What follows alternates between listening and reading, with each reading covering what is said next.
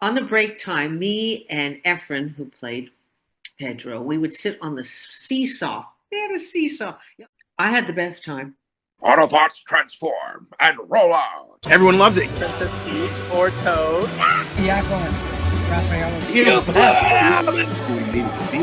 Like, what am I watching, man?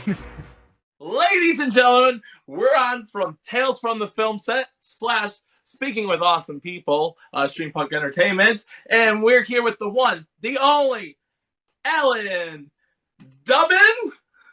You can say that, but it's actually Dubin. But you know what? Don't worry about it because I get Dubin if you want to be French. I get Dubin if you want to be Scottish. I get Duboyski if you're Polish. Dubinsky if you're Russian. I get Durbin from the old actress Deanna Durbin. So anything goes, but it's really Ellen Dubin. Well, I'm with the one and only Ellen randomly.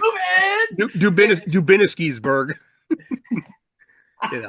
And Pittsburgh. There you go. You may know her from the wonderful movie Napoleon Dynamite. You may know her from her voice work from like Elden Scrolls, and seen you in a lot of the different projects, a couple episodes of Highlanders, and a lot more stuff. And we're just happy you're here. How are you? I'm great. It's too bad you guys don't have enough energy. You need to bump it up. Yeah, I'll try. I'm on the East Coast right now. I may add that too. So it's coffee and 50 years old at this point. Yeah, there you go. Yeah, it's listen. It's good to have positive energy right now. We need it. So exactly, like a good character that you may know as well would say, "My God, what a freaking idiot!" Yeah, you know what? If John is not available, hey, I got him. I'm going to tell the director that you are. Please, you know. Hey, Tina, you fat lard, eat your dinner. Pretty damn good. There you go. Better than me. And you got the curly hair too. So. Yes. You got the curly hair, and don't forget, we got the moon boots. Oh wow! Oh, I just wore my socks. So next time, you know. I'm barefoot down here, so you know. It's sweatpants and barefoot at the bottom. Let's do it. So. But yes, you guys should. Yeah, I was going to say. So, how's it going right now? You said you told us previously you're in LA, and obviously, I'm figuring that's not really just a casual trip because you're bored. You actually have a reason and a purpose to be there, and maybe some cool stuff happening. So, how are things right now? How's your 2025 been? It's been a roller coaster, like I think most people's lives right now. But as you said, I'm here for a purpose, and it's not to get the greatest tacos in the world. It's they have great tacos here around the corner. No, I'm here working on a few games, a few wonderful video games. Some that are AAA games, and one or two that are new indie creators, which I love. Like working for people who are new to the game. Mm-hmm. One of them is it's a very, I can't say too much, but it's one man's quest to go into his past and replay all the places he went to with the love of his life. It's a very heartfelt one, and it's not. I do a lot of multi-universe with tons and thousands of characters and thousands of places. This is basically a man in his van. I think he's from California. I'm not 100% sure. And he just goes from diner to different places where he was with his love of his life. And it's just, it's really an interesting point of view. And I play a couple of characters that he's encountered in his past. So is it voice only or is it motion capture too? This one is not motion capture. This one is voice only. And then the other one is a big multi-universe, multi-layered, playable character video game that is part of a chain that I have been doing now about 10 years. There may be an NDA involved, so I think she's told the line very carefully. I was going to say, according to your IMDb, if you're talking about Elden Scrolls that's coming out in 2025, it's already on there if that's what you are referring to. Ooh, are you a detective, Robert? I went to your IMDb and it's already got you. Oh, it's already there? Okay. It's a re-release of Pong. Yeah, that's funny. It's got you as, and I should have wrote this down, but it did say what character it did say what character you were on there. Oh, okay, because this is a new one I just got information about. Now, One I cannot tell you about, but there's a new one called U48. Mhm. So I don't know if that's the one. They Hold just on. announced it I like will. yesterday, but there's one I can't say. Hold on. I will look it That's up. okay. Stay within whatever basically, protects Yeah, your no, paycheck essentially. Yeah. I'm cool. Yeah, Yeah, I had a So voiceover a couple weeks ago it for an is the NDA on that. I understand exactly how yeah. tight these things can be because they have a lot of money and we don't. Are you guys still able to hear me? Yes. Yeah, great. Okay, it's the Elden Scrolls 4 Oblivion, remember, and it says you're the Imperial beggar Oh female. yes, that one is another one. Mhm. Yes, that's the one that just Scrolls. came out. But yes, that's the one that is definitely on your IMDb that just came out. So Yes, that's a remastered version of an old game. I don't remember when the year was when the original what came out, but they remastered it and added a few things. But we're playing existing characters. I think actually mine was originally played by a man, but that was a great one. But the Elder Scrolls is U48. I actually wrote it down. That one I can announce. okay, But another DLC thing I just worked on. It's the gift that keeps on giving. You know. yes, Yeah, voice work is nice in this case here because Yeah. again, you're in the studio. It's exhausting. It's more tiring than it seems to be. I think a lot of people don't realize that, but even a 4 hour, 8 hour session, it really gasses you. Yeah, I agree. If you're not, I feel like I've done a workout at the gym because if you're not being physical, see, yeah, I always tell, I teach video game acting, so I always tell students if they're just standing there Yep. rigid at the microphone, I'm doing, if I'm sword fighting, I'm literally broadswording somebody in the gut, or I'm literally, screaming or whatever. I come out of there sweating because it is a workout. I tell people that the physicality informs your voice. If Hmm. you there, punch somebody and just go, but if you go, like there's a big difference and you can hear it because the audience has to hear that you're really in the trenches hitting somebody or punching somebody or cooking something or moving or blocking. I mean, we have an interesting challenge Yep. doing voiceovers because we're usually now and then we're lucky, but most of the time you're by yourself in this little booth.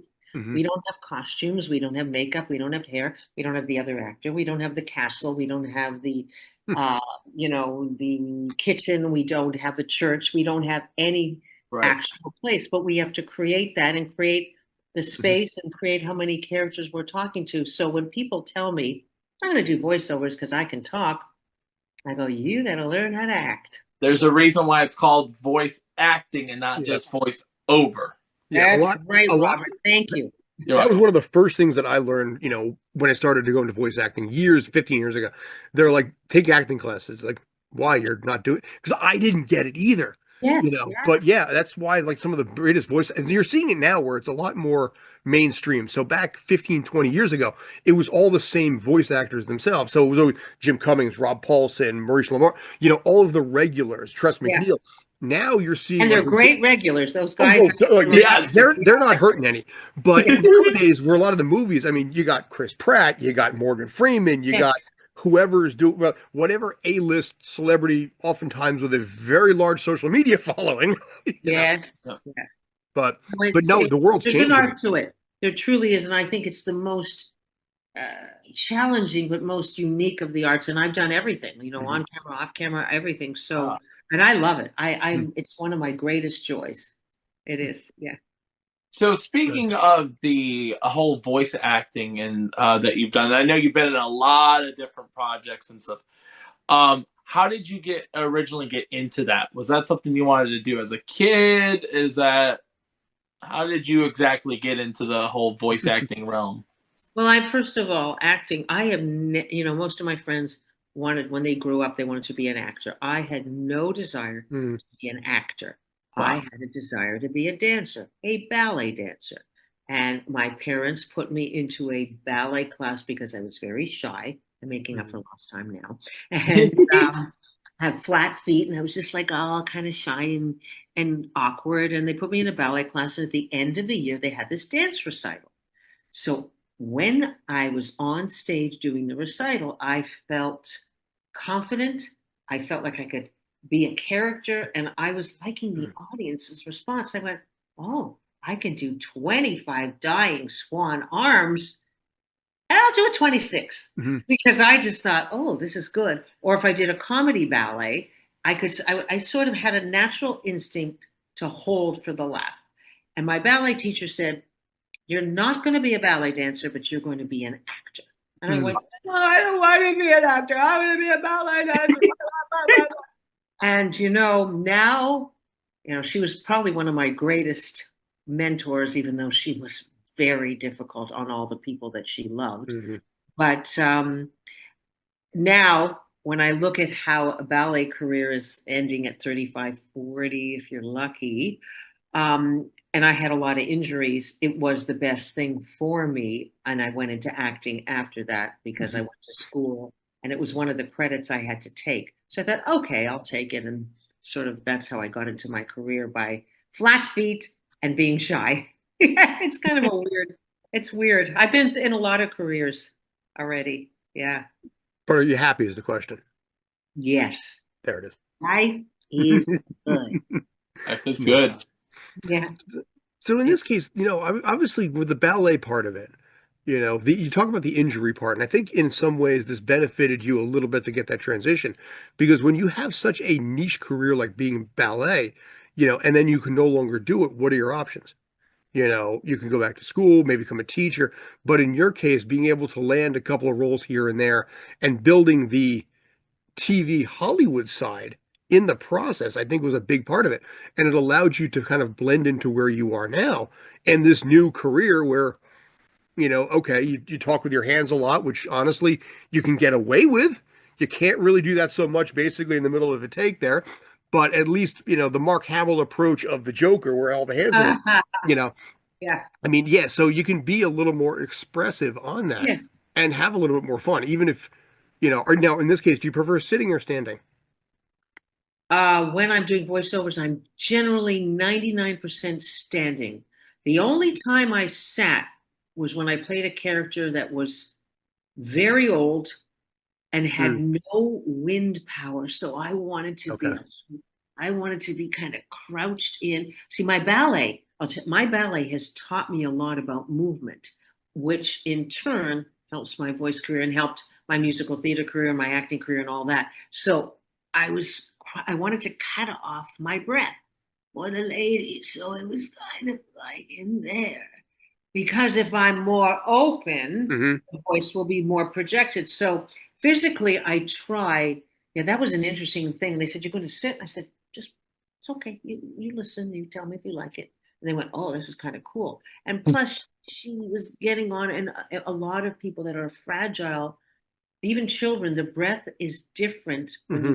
you're an adult in voiceover land. So there's a lot of breathing involved and that kind of thing. So I definitely prefer to stand for longer sessions because I don't want to lose my energy. Sure. Right. I have Uh, friends who do the opposite, but that's me. do you remember what project that was for that you were an older lady? Wasteland 2 or Mm. 3, one of those. Okay. Really interesting character. And I think she was Southern too. I think she was a Southern woman talking like this kind of thing, that kind of thing. I think she was like 200 years old. It's funny. These damn kids from 2005. But Yeah. That's what the beauty of voiceover, guys. I can be sure. 3 years old. I can be 300. I can be a lizard. I could be a talking refrigerator. I can be a king. I could be a queen. I could be Have an you ant. been a talking refrigerator? Not yet. Okay. If you That's were, one of my goals. Have if you, you were, Scott? yeah, if you were to be a talking refrigerator, what would you sound like? Because you can't just be your regular voice. I mean, you got to have some kind of fun with this.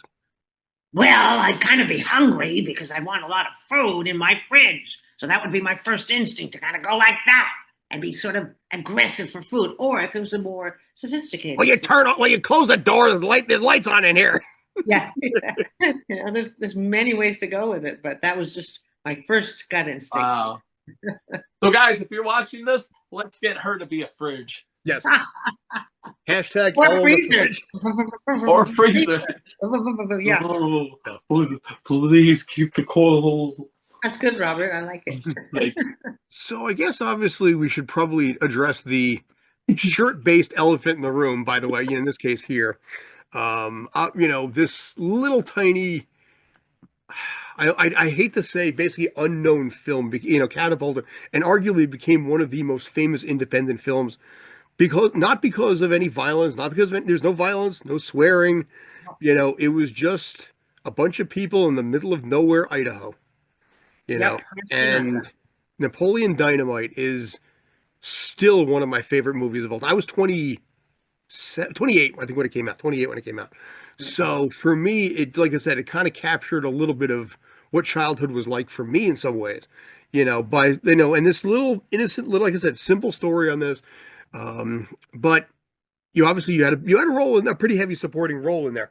How did that come about? How did Jared Hess and the rest of them get in contact with you? What happened there? This is a great story, and this is a good story for your listeners. You never know when one job will lead to another. Hmm. So I did a wonderful series, and we'll talk about it later, called Lexx, a sci-fi Yes. series.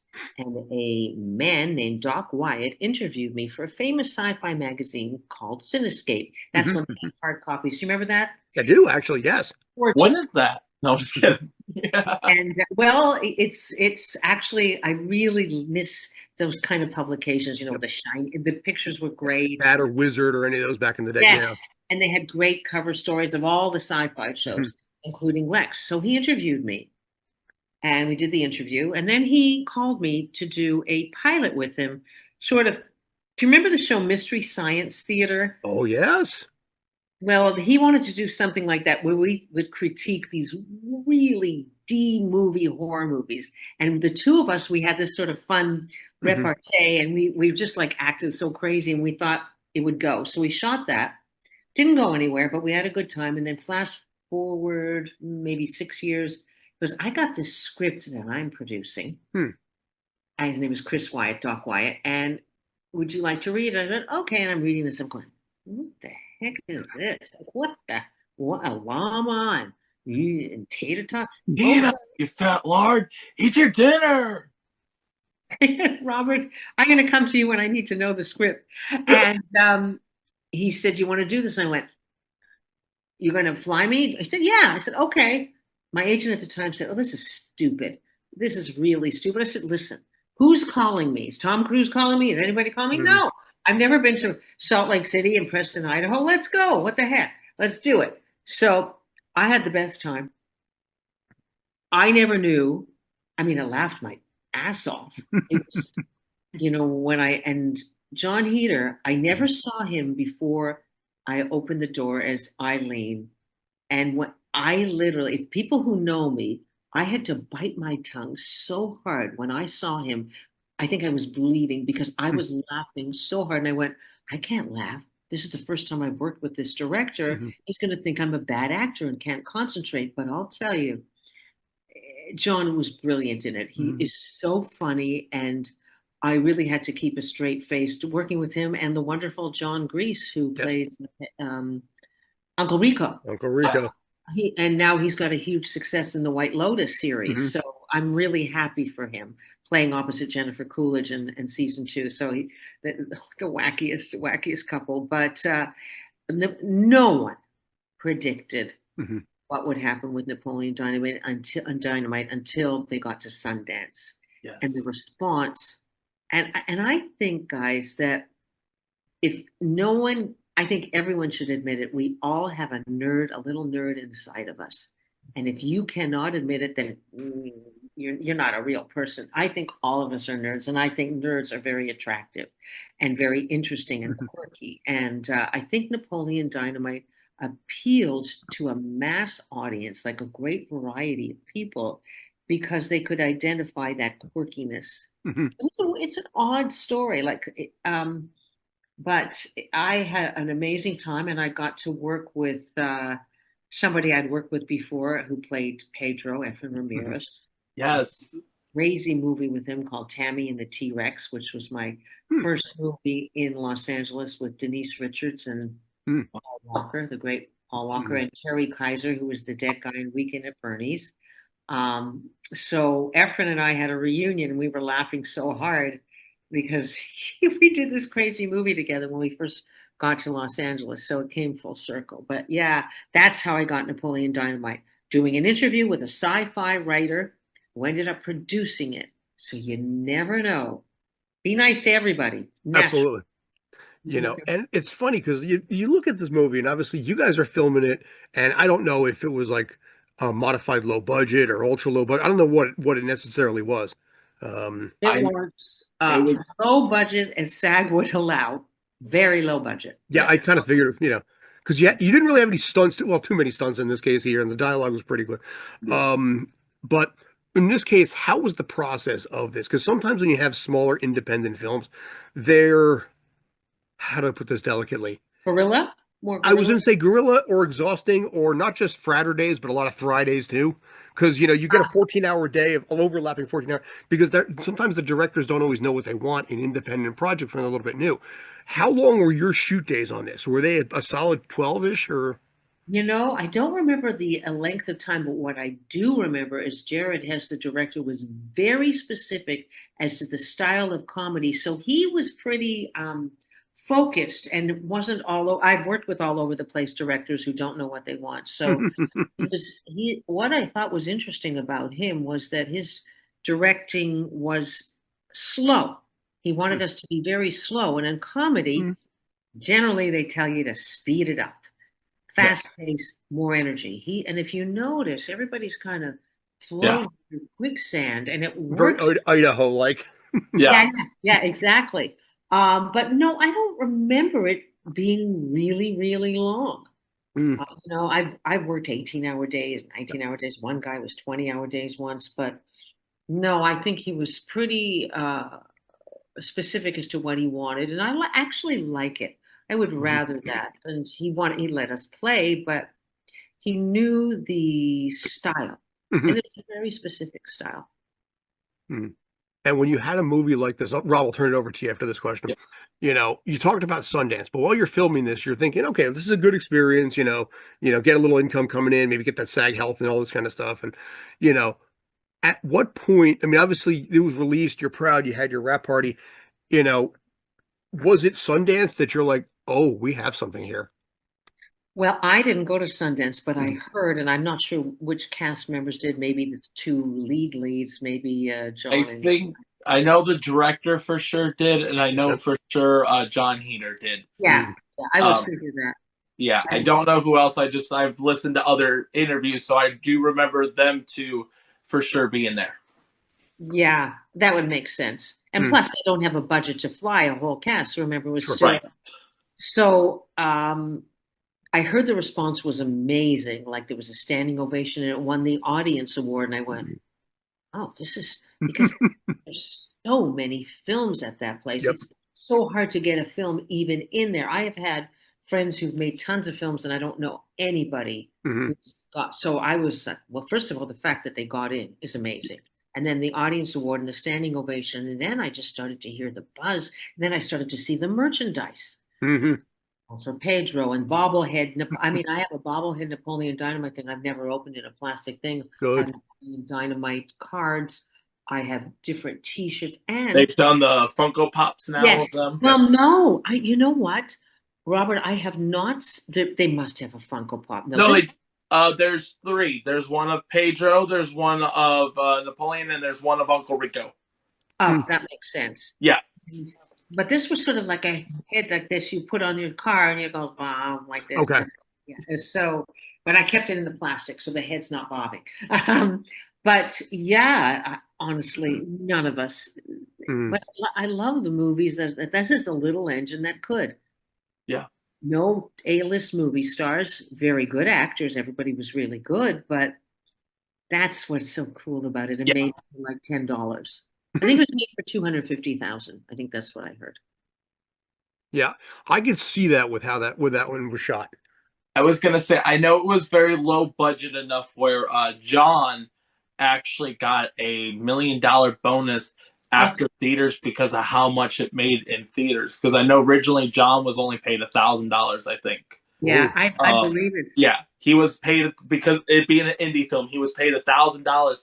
And that went to theaters, and I can't remember. I used to know, but I think it made like over 100 million in theaters or something. So they gave John a $1 million bonus for it going as well as it did. Probably I Rachel. did. Speaking of John, That's great. I did want to ask you because you said you got to work with John. Obviously, there was something I've seen in interviews about, and we talked about hair. So yes, this is a perm, and I heard Mr. John had to have two perms Yes, he because did. his perm got messed up. So Yes. then they re-permed his hair, and they told him he could not wash the hair. And I was told that there was flies around his hair because it got really hot. I heard that, but I didn't see it. I didn't see the Okay. fluff, but maybe I got him at the beginning. And I know that they also inserted some kind of teeth, I heard. I didn't see it, but I know that John has a good head of nice hair. But I heard that he got a couple of perms, but I didn't. That's a funny story. Yeah, when I met him, I got to meet him back in 23, and I have kind of a unique story with the whole Napoleon Dynamite because at that time, in 22, it was December. It was almost the end of the year. I didn't see Napoleon Dynamite until the end of 22, and it was because I'll be honest, I don't like I love comedies, but I don't want to call them stupid comedies, but just ones that like I don't like the Dumb and Dumbers and stuff like that. I just don't find I don't like the whole sexual That's not humor. your style of comedy that you Yeah, like. like Will Ferrell. Yes, I dress up as Buddy, but I don't like most of his movies because they're usually sexual and they're dumb comedies. So I stick away from them. But every year while I'm Buddy and I've got the perm, everybody says you need to be Napoleon Dynamite. You need to be Napoleon Dynamite. Well, finally, after being begged every year of playing Buddy in 22, it was towards the end of the year because I remember I told my live stream, I said, you know what, I will go ahead and watch the movie. If I like the movie, we'll go ahead and do the full cosplay. Because what it was is there was a con that was 2.5 hours for me, and it was like January 14th. They said John Heater was going to be there. And I said, guys, I will go ahead and do the full-on Napoleon, but I'm not going to cosplay him if I don't like the movie. So I watched the movie, and I loved it. It was hilarious. I was like, okay, so I gave it a shot. And then I bought the t-shirt, bought the glasses, and I already had the hair. And what's great is I could take, I call Napoleon my Clark Kent because I can take the glasses off and take off the moon boots and put on the elf suit, and I'm Buddy the Elf, and you wouldn't know, because those two characters, all you need is the big hair and the glasses. But you take the glasses off, and I'm Buddy the Elf, and I did that at a con. I think this is so cool. Robert, I met you as Buddy the Elf.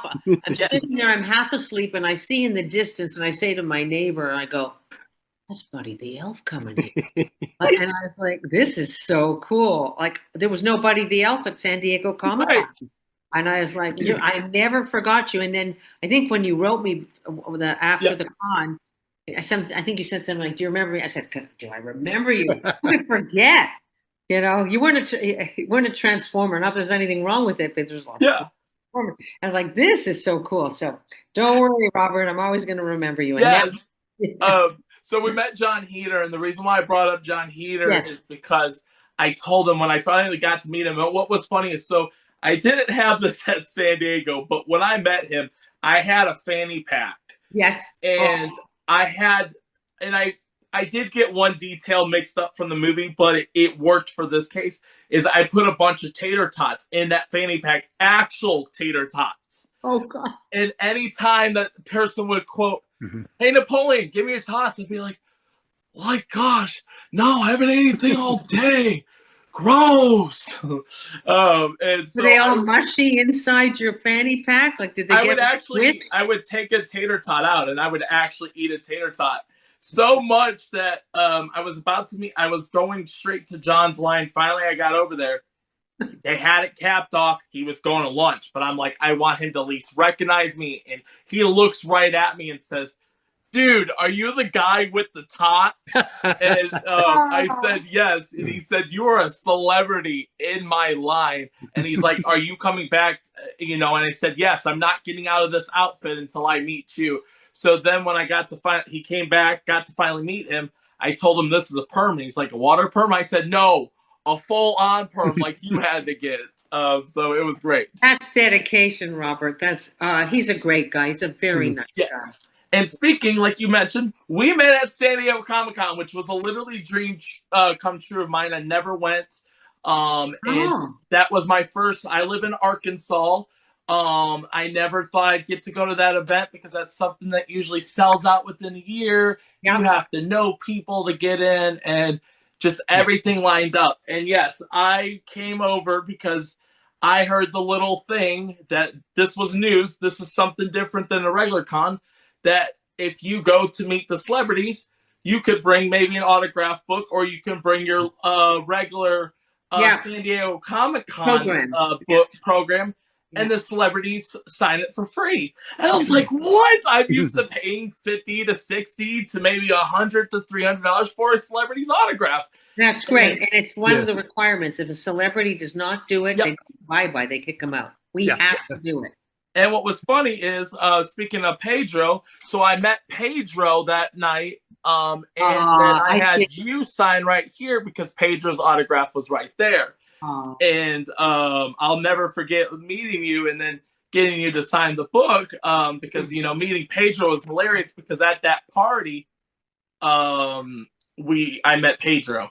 So that's great. But yeah. So do you do a lot of cons? Yeah, I was about to ask. I actually don't do a lot of cons because I've been busy doing some other stuff, but I'm going to do one coming up on December the 5th in Niagara Falls. And I think it's called Niagara Falls. I actually just got invited to do that. So I'm going to start to do a few more. I don't want to do a ton. But I'd like to do some. I'd like to come to both your hometowns. Where are you from, Scott? I live in Bergen County, New Jersey, so I'm about 8 miles from Manhattan.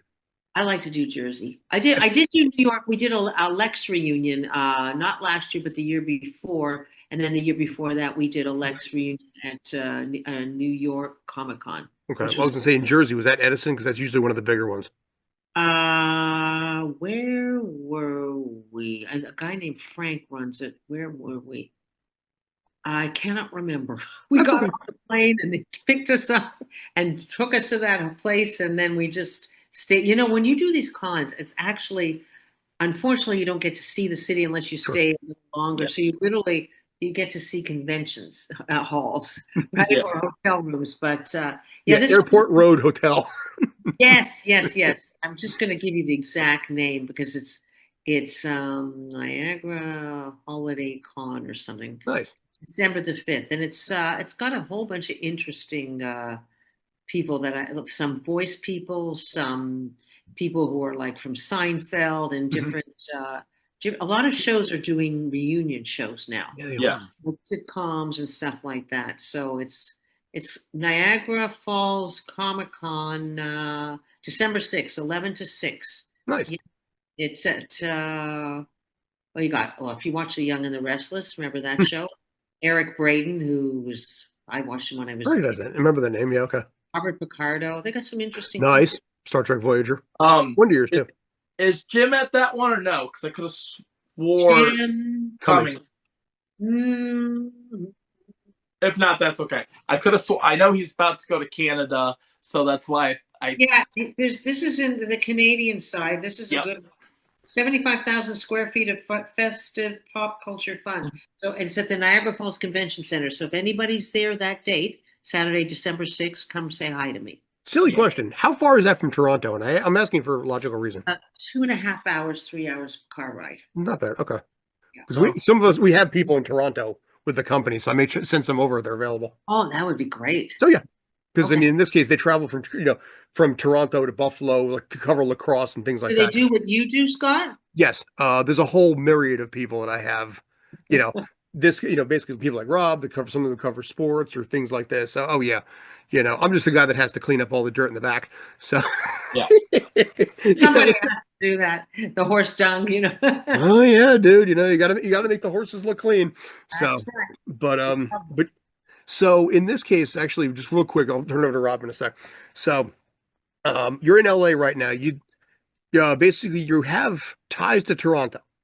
you know, and obviously Toronto, if from the CFL standpoint, basically lost its head coach recently, who went over to Ottawa. I'm not sure if you're following that at all or not, but Well, the Blue Jays, we the just blue.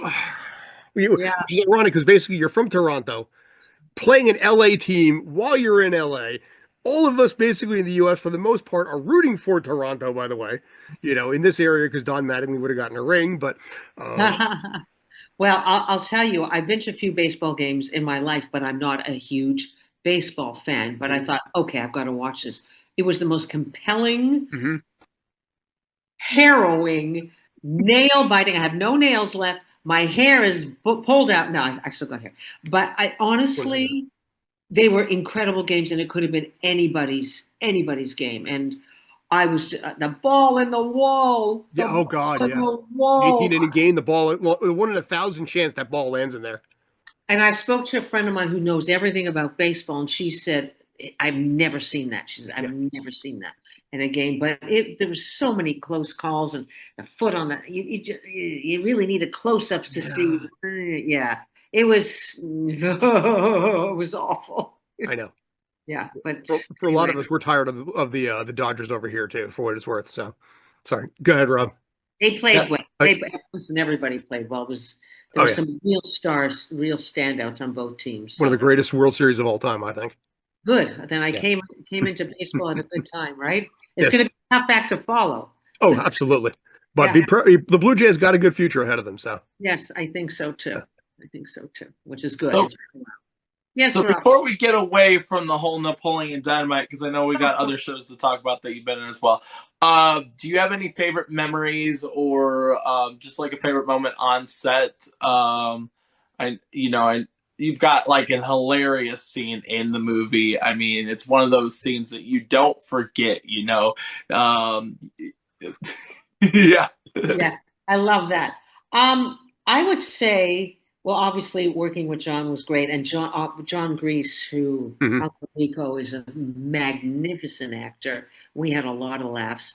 But I would say on the break time, me and Efren, who played Pedro, we would sit on the seesaw. They had a seesaw. You have to remember that Yes. everybody donated their houses, the school, Hmm. the community. All those places are real places. That's the real school that John went to. I did Preston, Idaho. So the whole community contributed to the sets. The house where we were at, it was somebody's house. I think a friend of the director. So there was no sets. Hmm. Everybody was part of a team of making this movie. So we sat in the backyard. I guess the people in the house had kids. We sat on a seesaw talking about Tammy and the T-Rex and then this movie, and we were eating. I remember this was the best, worst, or the worst, best craft service. It was Wonder Bread with cheese whiz and apples because they had no budget. Yep. I was like, and sometimes you go on a set, especially for commercials, and they're serving filet mignon and this and that, Yep. and I was like, you know what? This is the most fun I have ever had. I don't like cheese whiz. I don't really like Wonder Bread, but I loved it. Absolutely. So we would laugh our heads off and eat the sandwiches. And plus, because the budget was so low, I, at the time, may he rest in peace, had a publicist who said, take pictures on the set. Hmm. They'll probably end up in your attic. Nobody will care. It looks like a low budget movie. And I actually have a little book of pictures very few people have seen, just sort of documenting it. And I just always wondered, should I go to Searchlight and talk to them about maybe publishing some stuff? But I got some pictures that are They should do a. I'd want to see him. They should do a. funny as hell. They should do a behind the scenes Napoleon Dynamite documentary. They should. Yeah. They should. Well, yeah, and then you could show those pictures. Be like, Yeah. I got these different pictures. Scott, make it. Scott and Robert, you can do it. Yeah. Okay. There we go. So My I'll bring my wife gosh. into this. I'll have her do some editing on that. But, Was she an editor, Scott? she does do some work in that. Yeah, she's learning it Oh. little by little. She's a veterinarian by trade, but Vet who edits. Yeah. Vet yeah, edit. a vetitor. Editor. Yeah. Editor. A vetitor. There we go. That's So, good. but yeah, no, she edits and produces a lot of our stuff too. So yeah. Okay. So I'll talk to her. If you have any pics, like I said, I'd love to see them personally on a personal level. Because again, it's a simple, soft movie. And that's what I think works, especially in an era where just everything is just so agitated all the time. I mean, Lots you of stuff a lot now. know, yeah, you know. Were your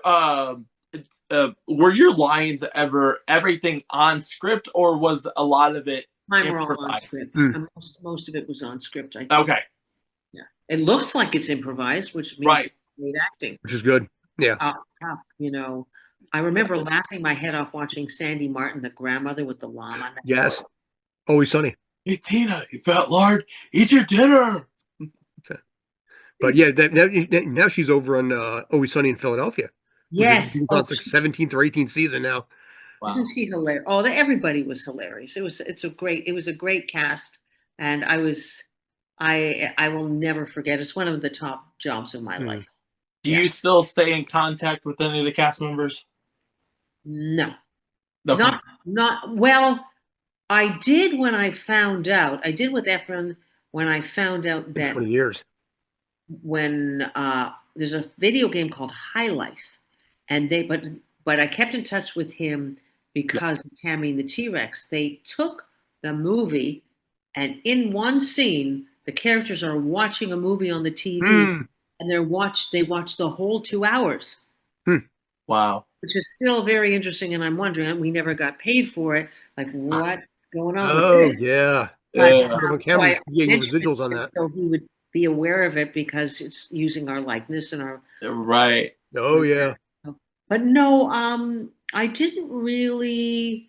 Doc Wyatt now and then I will, who's the producer of it, because he's done some Star Wars voiceover stuff, and I've done a Yeah, few. I was gonna say we're definitely talking about that next. Yeah. Yeah, we're talking about some of the other projects you're up to right now. Yeah. So, And I know at San Diego Comic Con, did you get to? I know there was 4 of you guys there. I don't know if you got to see John and got to see. It was John Heater. It was Pedro, and then the guy that actually wrote the song that's featured at the end of the movie. Yes, I heard, and you Mm. know what? Efren was going to come up and see me, or say, I heard he was there, but we never. Never You know, got. it's you don't get to see people there sometimes. No, It's it's a the most very craziest odd convention. thing. Yeah, there's so many people, and everybody's so busy doing their thing, and they have to be there in the right time and put your table together. So there's not a lot of time, unless you happen to be sitting beside somebody, which Yeah. is fun. But they were in a different area. I was upstairs under the sales. I Yes, think they were in the actual room. they were on the actual sales floor. Yeah. Mm. Yeah. Yes. So we only have we got about 15-ish minutes, or maybe a little less, depending on your time here. But I do want to talk about some of the other things here. Not to make this entirely the Napoleon Dynamite Oh, show. we could do all day. Okay, Yeah. well, we can come back to that too. I could do this all day. But yeah, I mean, we talk about Lexx. Like I said, I want to talk a little bit about the 2-episode arc that you had on Highlander the Raven. But we'll start off with Lexx. You know, in a lot of ways, which you're probably even more well known for. Top to bottom, thoughts if you got them. Lexx was an audition, like any audition, and I remember heading down there. A friend of mine drove me, and I went, I do not want to go to this. I have no bloody clue what I'm going to do with this material. What the material was, and I'll never forget this, was a monologue that every actor who went in, whether man, woman, child, everybody had to do the same monologue. And it turned out it was going to be Stanley Tweedle, who was the male lead of Lexx, the everyman. And it was about his fantasy of a planet of milk-fed boys and girls. It was very sexy and kind of weird and offbeat and strange. And I went, I'm going to be talking about a planet of girls that I want to go to. And I went, okay, I see what they're doing here. They just want to see something interesting. And all I knew was that I was going to maybe go for a character that had a huge appetite. I didn't know I was going to be playing a cannibal. Mm-hmm. That they didn't tell us much, and I literally read it over, and again I panicked. And in the room, something happened, and I don't advise this to all actors, but sometimes you dive and it works. And I just did a very crazy audition, and they were like, and then they had me come back, and then they told me I was auditioning for a cannibal, and I remember there was a wall at the back and everybody was sitting in front of me, and I decided to stand up against the wall like this big, I'm very tall, I'm 5'10", a big tall girl, and like spread out like this wild crazy man-eating creature, Actually, I ate men, women, and children. I didn't discriminate apparently, but and then I kind of moved forward. And my dance background Mm. helped me with that because not only did I have ballet, I had jazz and everything. So kind of moving like this was really cool, and having this appetite. And literally, I went up to the table and I went like to the casting, and they were like, and they cast me, because this person that I played, Giggerota the Wicked, was a no holds barred, aggressive, and very few women at that time when I did it, like 25 years ago, were that they spoke their mind that much. Hmm. That was kind of cool that I could do whatever I wanted as Ellen, as the actress, and I kind of created that role. And there was a lot of comedy in it. I wasn't the traditional sexy leading lady. That was Ava Haberman and then Xenia Seberg, who took over in the second season. Still friends with them, especially Xenia. And but I was kind of the comic relief and kind of strange. Like it was a really comedic, over the top part. Catwoman on acid. Hmm. Like just a wild, crazy character. And what was great about Jiggerata the Wicked, by the way, the show is now airing again, and we're getting a lot of new fans, Nice. which is fantastic. And because remember, it was just before Farscape, which was getting a Hmm. little bit more press because social media was starting to creep in. Yep. We missed the social media, just missed it. So that makes a big difference to most shows, as you guys know. But it was the forerunner to a lot of shows, and the director and creator, Paul Donovan, who's brilliant, always did shows with a double entendre. So the kids Hmm. could look at it and go, oh, this is cute. They're funny costumes. They're funny people. But he had a lot of comments about politics and religion and sexuality and blurring sexuality. Nowadays everything goes. And he was ahead of his time, and he would poke fun at leaders. Mm. He was he was a brilliant man. And what I also liked about Jiggerata is they never killed me off. They tried, and I would come back as other characters. So it's kind of a unique sci-fi concept that if I died, if you haven't seen the show, if I died, Spoilers. yeah, if I died, then I would come back as something else. Mhm. And I came back as basically four, but three major characters. I was a queen who only had a head bobbing in the water. And then I was the first and only female pope in sci-fi history. But instead of Catholicism, I worshiped golf. Mhm. And that was and then took the president of the United States hostage. So it was he was very in Apocalypse Now, Apocalypse Mm. Now. So he did a spoof of the very famous movie. Paul is brilliant. So I am very grateful because that sci-fi show put me on the map Mm. in the sci-fi world, and people still come at conventions, bring items from that show, and it's probably one of the greatest shows I've ever done because I got to travel the world too. I Nice. went to Halifax, I went to Berlin, Germany, I went to Thailand. Mm. Oh God, it was exquisite. Yeah. And I love different countries, I love different cultures, I love And they different paid for it. they, that's the ideal. That's when they had budgets, Mhm. that's when they flew us, wined and dined us, and So did no white bread and whiz cheese on this. no, but I No. love that too. I'm able The to environment makes a better craft service a lot of times. Well, that's true. But you know what? The craft service on that show on Lexx was the actual restaurants or Oh, yeah, the okay. craft service there were actually Thai. I remember we were Mm. shooting in this beautiful old Buddhist temple outside, and we had to be very careful and very, very respectful, which I would. There actually had quite an aura of beauty and serenity. It really did. And I remember the craft service person was coming along around with these interesting curries and all kinds of.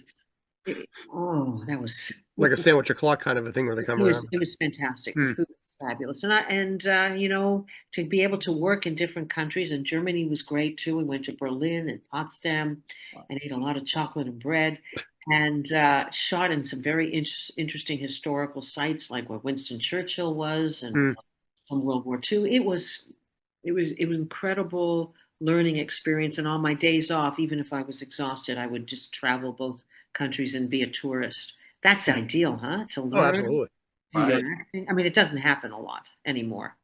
but it was great. Stories forever. But here's the weird thing. I think it's hard to explain this to people who aren't in the industry.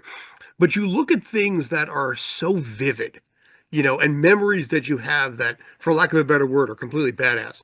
And you're like, how the heck was it that long ago? It feels like Yeah. yesterday, but it's not. Oh my God, Scott, exactly. Like when somebody said it was the 25th anniversary of Napoleon Dynamite or the 20th anniversary of Lexx, I'm like, well, I started when I was 4. Exactly, I was a very mature 4-year-old walking around as Giggerota the Wicked. But honestly, the old saying, time flies, it really does. But your memories some of them are so incredible. And having pictures has been very helpful. I've managed to take pictures on all sets. My PR guy told me that at the time. No matter what you're doing, yeah. So, I have a list of all the days I've had, like since pretty much day one, but I never had that. Yeah, well, start doing it now, Scott. Even Yeah. with NDAs and stuff like that, I don't even take a picture in the studio. Oh, yeah. If it's funny because you look at like Disney and Marvel, where I mean, if you do any like stand-in work or script work, they hand you like the piece of the script that you have, and that's all they give you. So when a lot of the Netflix Marvel stuff was filming here in New York, Daredevil and things like this, if I Yes. was standing in, they would give you the tiny bit of script that applied to you, and then take it back at the end of the day. For Wow. Gotham, they're like, just the entire script's in a PDF. Go download it, whatever you want to do. They didn't care. But Marvel and Disney, my God, were they strict. Very, very protective, those two. And speaking of Disney, did you have to deal with that with Star Wars because you're Captain Plasma? Plasma, yeah, Captain Plasma. Yeah, the first one was Lego Star Wars, where I was first introduced as Captain Phasma, and I was, I mean, talk about it's one of the biggest iconic franchises. So to play that part and honestly, that's a case of somebody heard me in a class. I'm always trying to coach and be better. And the casting director, Lindsay Halper, thank you, Lindsay. Thank you very much. I love her. She heard something in a class, not even doing Captain Phasma, and cast me. She heard because I am not someone who I think sounds like some particularly. I have some friends who can do every actor and be a great actor and sound like everybody. It's not one of my fortes, but apparently I can sound like a few people because I've done a few. So Gwendolyn Christie from Game of Thrones, who's Rhianna Tarth, she was doing the Star Wars voice. She was doing Captain Phasma, and she did it in the movie.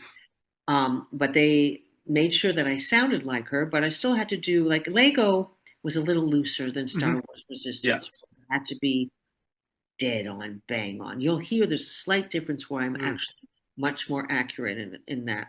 But I felt very nervous about it because I wanted to honor. It's a big shoe, hers, and also Star Wars, the iconic, franchise.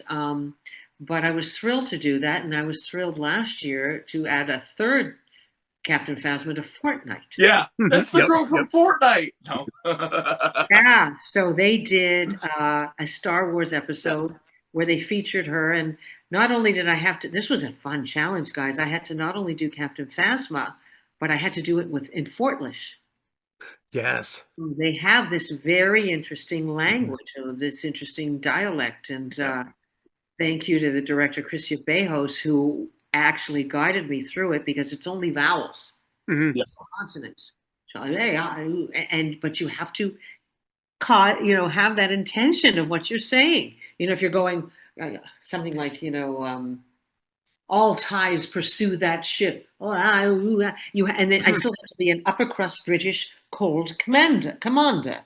So it was fun and challenging, and so I now have the the trio of the triumvirate of Captain Phasma, but it's pretty rewarding. Yeah, nice. Yeah, we got a couple more minutes. Rob, I have one more definitely. But Rob, you might have one. Guys, you can do 15 more minutes. Okay, thank you. Appreciate that. Whatever you gotta ask, let's finish it. Let's do it. It's all right. I got the cold brew going right now, so I was gonna say I got my water. So yeah, I play Fortnite, so it was cool. Did you hear it, Robert? Because I haven't heard it yet. Did you see it? The what? Did you see Captain Phasma yet? If you have, let me know. Yes, I think. I don't want to quote myself wrong.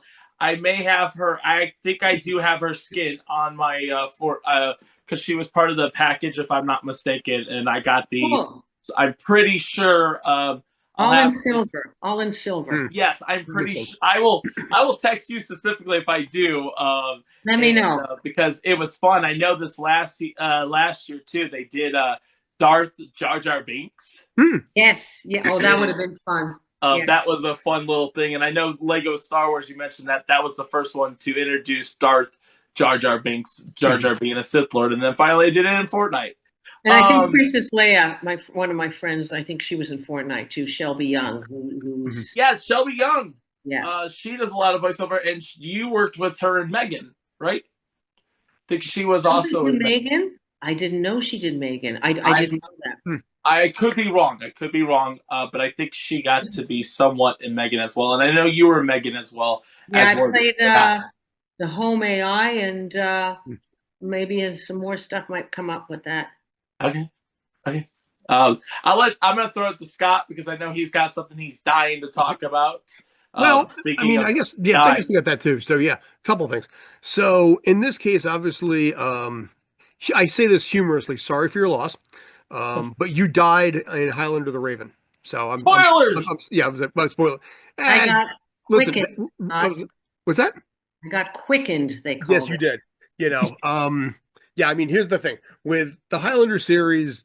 You come into it and you know that the main character is going to off you somehow. It's just typically how it works for the most part. Or it's like, hey, I've been around for 418 years, and just actually your character wasn't though. Your character was was 400 or 500 years old. I think. I think you weren't that old by comparison to. I was an immortal. Was I an immortal? You were. Yes, I was. You were immortal way Krista, back. Krista. Yes, as Krista. Had a 2-episode arc. By the way, spoiler, you don't make it, But in this case, was that shot in Vancouver? Do you remember where that was shot? Yeah, it was shot in Toronto because I remember taking broadsword lessons by a place up there, and actually a place in Los Angeles who was one of Errol Flynn's coaches, like coach of the coach. So okay. I was so excited because I like learning new skills. That's why I had to learn sword fighting. So I looked it up, and it was literally maybe 15 minutes from where I live here in LA now. And this guy was an older, very elegant gentleman. He was wearing like little knickers, and like I felt like I was in a Shakespeare play. And I found out that literally, like, he was like the master sword fighter. And it wasn't Bob Anderson, was it? I cannot remember his Bob name. Anderson's considered Bob Anderson, was he here? He's basically the king of choreography when it comes to fight scenes. So Star Wars, Princess Bride was his. No, wasn't that guy. No, I know who you're talking about. Yeah. No, it wasn't him. But I'd studied there, and then when I went back to Toronto to shoot, I studied at a couple of other places too, because I really wanted to do my own sword fighting, and this was broadsword fighting. Sure, it's broadsword is your forearms have to be so strong, so I go home every day and go but I did most of it. I had a stunt lady who did 1 or 2 tumbles, but I was really proud of that, and that was one of the things I remember about Highlander. Plus the great outfits, and I wore a black wig. I said I got to have black hair in this. I want to have black hair, and I remember the velvet, and I remember loving to be a part of something. Now, remember, this was with the woman. This wasn't with Adrian. This is Elizabeth Grayson. Yes, this is Amanda. That's why you had the dark hair, because she had the blonde at that point. That's right, and because she usually has darker hair as well in real life, but they gave her sort of peroxide blonde. And she's, we did a convention. It's not a convention, a fundraiser together. Her, me, and Adrian from Xenia, Warrior Princess, and Elizabeth does a lot of charity work now, and she's. I actually, that reminds me, I should keep in touch with her and see how she's doing. She's a lovely person to work with. I loved working in that show. And we worked with this crazy, mad French director, and all I remember is him eating hot dogs while he was directing us. Like, okay, you go to this, audience, and you go to do that, and okay, you then you're going to seduce him, and you're going to do this. And I remember seeing him. What was his Dennis? Denis, somebody, and he was a wild man. But I had a great time. I was really proud to do that show. But I think they should have quickened me on camera. I mentioned that to you right before we started. Yes. Yeah, I Yes. mean they quickened you. They killed you off camera to add the suspense of who is it? Is it Krista or is it Amanda? Yes. Dude, the Yeah. series isn't over yet. Yeah. It was like, Paul Johansson was the leading man. I remember now. yes, opposite Elizabeth. So Yes. Nick Yeah. Wolf was the name of the character. That's right. Yeah. Yeah. So, but yeah, no, in this case here, I think you did deserve, and most of the characters, I mean, obviously they didn't show the actual beheading. They have a slice, off camera, whenever Highlander of the series killed off like Roland Gift or any of these characters, Roger Daltrey, it was always done in such a way that you knew what happened, but you got past the censors and you didn't see, any blood or gore. Yeah. But yeah, you deserved at least something out of that. I think they need to make it again. Well, they're making the remake movie, I think, with Henry Cavill.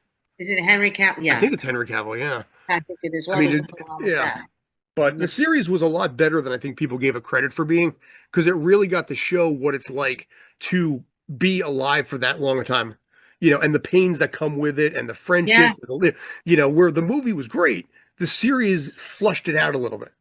I agree. But I thought it was very good. I don't know if people were ready to have a woman head it because Adrian was so strong in the series, but I thought that the producers did a great job on that show. Absolutely.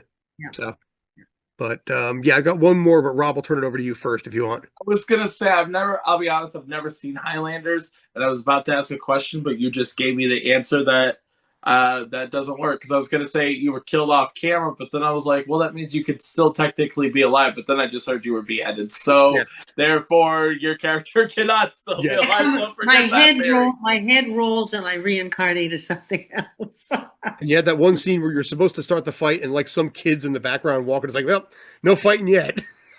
Wow, that's crazy. Wow. I forgot that. Yeah.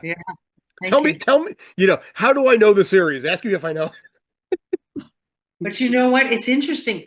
I didn't even hate the second movie. Pictures from Highlander the Raven, and a couple times at San Diego Comic-Con, people have come up to me and said, "Do you have any Highlander the Raven pictures?" And I went, "Okay, I'm going to get some." Wow. So there's still a request for that, which is great. It's another iconic franchise. Sure. Yeah, your death scene is actually also on YouTube too. So is it? Yes, it is. Oh, well, yeah. If you look up your character, you will find your scenes in there too. Oh. So alrighty. She's like, I may look at that later. Yeah, I was going to say, Scott, if you find those quickly, you can send them to me and I'll send them right to her. Yeah, sure. But I did want to ask, so speaking of San Diego Comic-Con, how was your experience at the convention? Was this your first time or have you been multiple years? No, I think this is my 8th year under the sails. I think it. Wow. Yeah, 7th or 8th year under this. I like it up there because there's more room. We're not Benedict Cumberbatch or anything upstairs, but I'd love for him to be up there. But still, we get really good traffic, and people are always amazed because we all have upstairs, and we have interesting cult followings of different shows. Like there's a lot of us have some unique stuff up there. So I can have a great time, and every year we've been invited back, me and a couple of my friends, and I think it's great. Anytime a fan comes up to you and can quote a line from your show, or brings you a Funko Pop or Captain Phasma, or brings you a some picture that they took off on like I did a series called The Collector, which is on Tubi now, so they take something off the camera. That's what we're doing it for. Yeah. Nice. No, for sure. And like I said, it was awesome just having that experience of being there and then coming to see you. And yeah, it was like when I looked at them and I was like, oh, Napoleon Dynamite. Hey, I know that movie. Hey, I just the best character. And well, Robert, you were pretty unique there too. So thank you. Mutual. Yeah, no, it was so much fun. Out of all, so I know you, like you said, you've done voice acting, you obviously done a lot of camera roll. What is your favorite to do between the two? Do you like being more on camera, or do you like being more behind the scenes doing the voice acting? Yes, you're doing the movements, but you're not on physical camera. That's a fantastic question. I ask myself that every day. And you know what? It's the job that I'm doing at the time. Truly. Mhm. Sure. It, Yeah. it's I think for audience, it's still the stage for me. Mm. Yeah. I control my performance. When I do a film or television show, yes, I'm doing the performance, but it's edited in a lab. Mhm. When I'm on stage, like right now, I'm live. Let's say I could pick this up. Oh, it falls down. I have to be able to deal with it. I've been in shows where things have fallen down. People don't show up. People are drunk on stage. They don't remember their lines. They drop 3 pages. It's kind of exciting. You're Hmm. flying by the seat of your pants, and you're getting the reaction like I'm getting right now of you.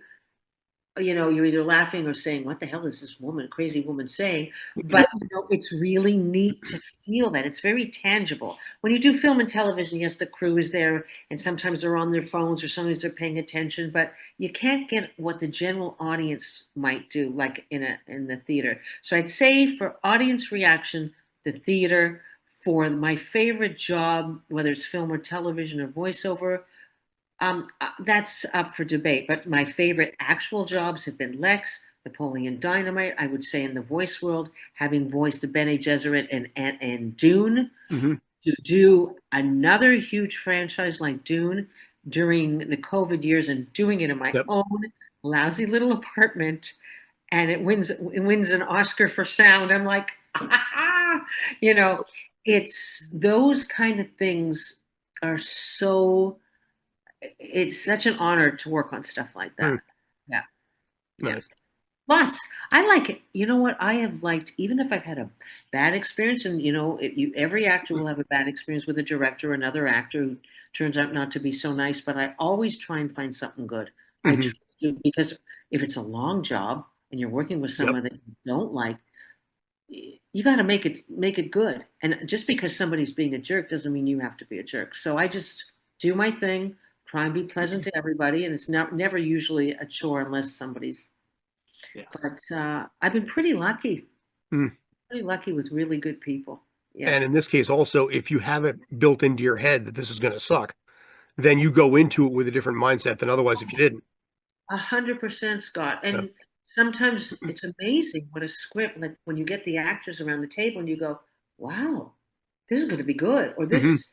Or even, like I was reading an interview the other day, I forget who was with Anthony Hopkins or something, and he goes, sometimes you know that you're in a pile of doo-doo, but when you're in it, I'm sure he said it much more eloquently than Mhm. I did. When you're in it, you're trying to make the best project. And it's so hard when you read a show gets bad reviews or a Mhm. movie gets Sure. bad reviews because everybody puts their heart and soul into it, hopefully, you know.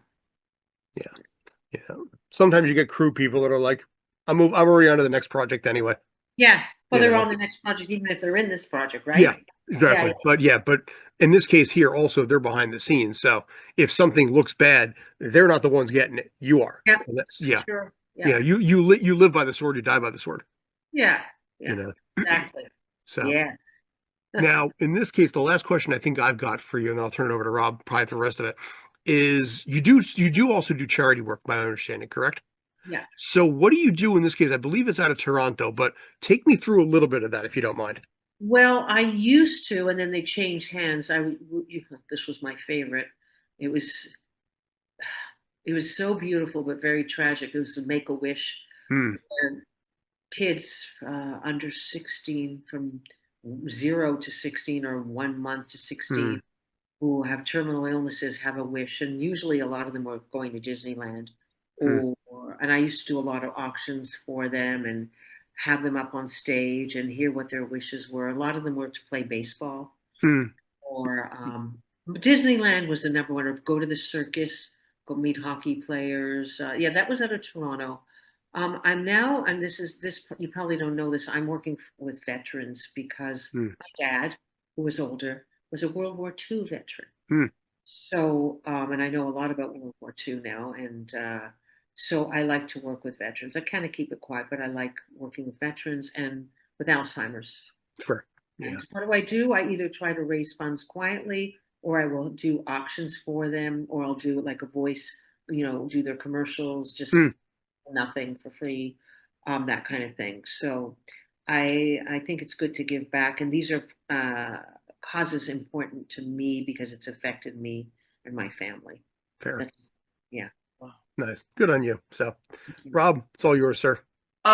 So I know this may be a difficult question, but I'm just gonna ask it. Has there been anything you've auditioned for that you really wanted to get, didn't get it, and ended up being a huge project or something like that? I wanted to be on Babylon 5, one of the new Babylon 5s. Fair. Stay in And the sci-fi motif. yeah, the sci-fi that was really good. And oh, the new Star Trek Discovery. I wanted to work with my friend Doug Jones very badly, who's one of the most incredible humans alive Right. and a brilliant, brilliant actor. So those are the most recent. Star Trek Discovery would have been good. Um, I've and actually is there several times.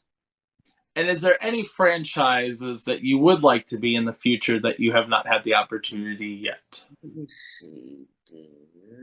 Star Like Marvel, DC. Obviously, you just mentioned Star Trek, so maybe future Star Trek series. The only thing I did for Star Trek is I did a ride. There's a Star Trek ride. I'd like to do Star Trek, and I would like to do. Well, I have worked for Marvel, but Oh, DC. DC would be Okay. good. Yeah, DC Yeah. would be good. Yeah, I oh, like that. And I'd like to do like a perform. I'd like to do like an Andy Circus kind of Gollum. I like creatures. I actually. oh, gracious. So you talked about motion capture before too. Yes, yeah. I'd like to do that because I'm very good at creatures. Not as good as you, Robert. But and you know what? I do impressions. What can I say? No, he's astounding. And so, it's when I was talking about Benedict Cumberbatch before. Have you ever seen his mocap where he's the lizard on the floor? Yes. Oh, Or even Smog from Hobbit Smog. movie. That's the one. That's the one. Smog. He's brilliant. So I like stuff like that. I like physicality and I like the voice stuff. So there's lots. The world is endless with projects. So what you're saying, unlike me, if you get down on the floor, you can get back up again. Still. Yeah. Okay. But it's hard. Yeah. A little slower than it used to be. The ballet knees, takes its toll. What you do in your 20s comes back to haunt you. Now that we're 30. So yeah, you're 31, right? Okay, let's not lie. 32. Okay. Okay, yeah. She just had a birthday. Happy belated birthday on that. Oh, thank you. Yes, it was just yesterday where I turned 23. It changes on a dime. Actually, yeah. Before we wrap this up, I would like to give something to the audience. Is there any advice you would give to anyone that wants to be in the business? Either it's to voice acting or just anything in the acting world. Do you have a set of advice that you would give, or you may have gave your past self? Wowee. That's great. Past self would be the same thing I give to everyone. You are enough. People will tell you you're too this, you're too that, you're not this, you're not that. And I got that all the time. That's why for me doing Lexx was so great, because I wasn't fitting into traditional leading female roles. So I didn't look like everybody else or sound like everybody else. But you know what? The people who don't look like everybody else are unique or don't sound like everybody else is you. So when I'm teaching like my video game classes, when I have time, people are always trying to put on voices or do sounds that they think are right. And I say, well, what do you sound like? You are unique. Your voice, your presence is like your fingerprint. So you are enough. I tell people to write that at the top of their page. And that's what I would tell anybody starting out in the business. All the things that people say, like in class, oh, he's the class clown, she's the class this, or she's quiet, she's shy, whatever. All the things that people have criticized you in your life can make you money or can get you acting jobs. It's not wrong. It's true. It's you not know. wrong. Why are you making those crazy noises? Be quiet. Why are you burping so funny? Why are you doing this or whatever? What that stuff is going to sell you. Like Jim Cummings always likes to say, the stuff that got him kicked out of class for making all the voices is now making him a living. Did he It's say funny that? Well, Yeah, he says that in almost everything. He always mentioned, because he was in Catholic school, and the nuns would, the things that get him kicked out, he would do funny voices, is now making him a living. Yes. So Weirdly enough, a couple 3 weeks ago, 4 weeks ago, I think it was, we had Billy West from Futurama, Ren and Stimpy. He attributes his success to childhood autism. yeah. Yeah, I believe it. Yes, I've heard him say that. And And that was a big reveal there. I mean, it was maybe not revealed to the public, but at least to us, it was very interesting because that's how he kind of just escaped into his own little world, developed his voices, and became Ren, Stimpy, Fry, Zap Brannigan. So and Bugs Bunny, the Red M&M, and on and on and on. Because as a child growing up in an era before autism was really a thing, it helped him escape up here. And here we are. 100%. Like the shy child, or if kids are bullied, like I talk to a lot of kids and teenagers, and it's like, I can't do anything. They bully me, and they say I'm this, I'm saying that. I said, that's your secret sauce. Yep. So it's great. Yeah. I love that. We're gonna bring this back to Buddy a little bit. What is your favorite color? Blue. Blue. And where can these beautiful people find you on social medias? And do you have anything you want to promote real quick? At Ellen Dubin Actor on Facebook and on Instagram. Those are the only two I'm on. And if they want to email me, here's an email. And I actually answer every email, every question. Here it is. It's Giggerota100. Don't laugh at AOL.com. I'm going to spell it because it's an old email from when I started with Giggerota. GIGGEROTA100 at AOL.com. They can write me, and if they forget it, go to imdb.com. That's where you can see the latest projects. The convention's coming up. The Elder Scrolls is coming up. And then I got a few other games I can't say right now. And Collectors on Tubi, and most people have not seen it. So it's on Tubi all 3 seasons, and it's about a man who collects souls for the devil, and it's a great show. Robert, you're going to like it.